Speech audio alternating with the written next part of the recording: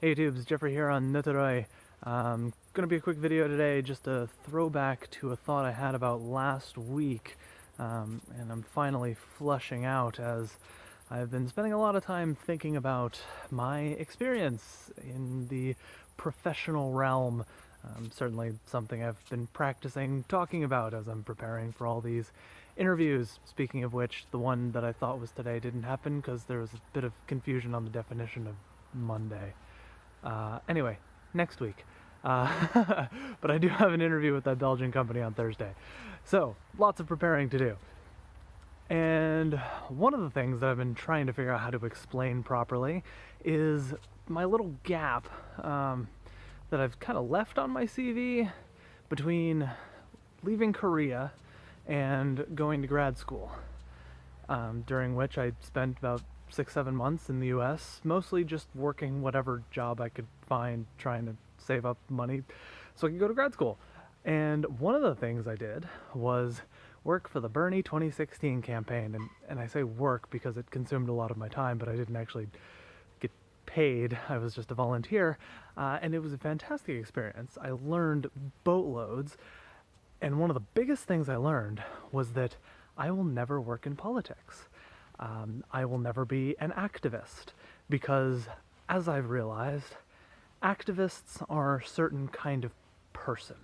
And to be a good activist, you have to be that kind of person. And society needs those people because society needs activists.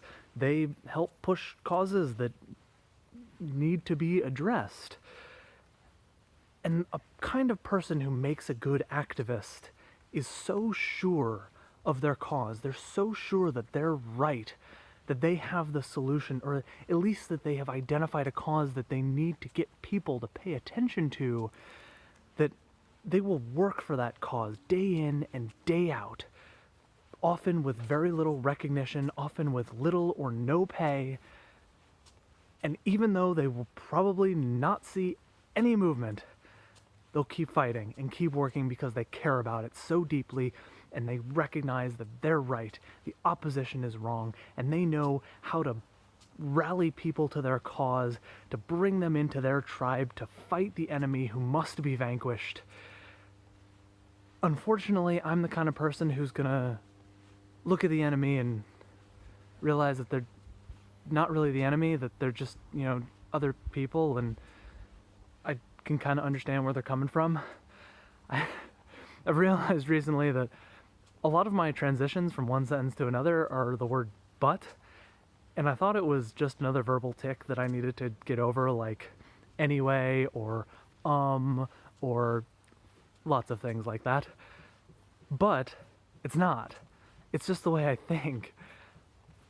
I tend to think of something, some proposition, and then immediately think of the opposite and figure out what the counterpoint is.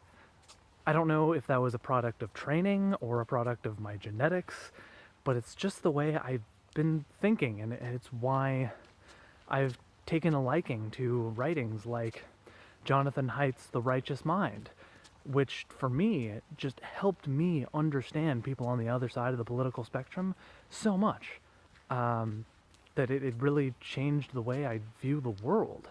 So I'll post a link to that, and I think that's something that everyone should read, and just in terms of understanding people, and even if it doesn't help you do anything different or treat people any different, just having that kind of understanding has been psychologically very beneficial for me, even though it's totally undermined my ability to fight for just about anything.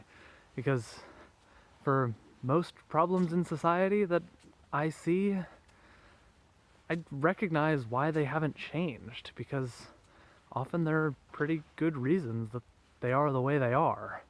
And yes, there are definitely problems with the society that should be changed, but there have also been a lot of problems that we've already solved, and some of the products of those problems are problems we have today, and they're only problems because we solved the other ones. So, that's my thought for today. Talk to you tomorrow.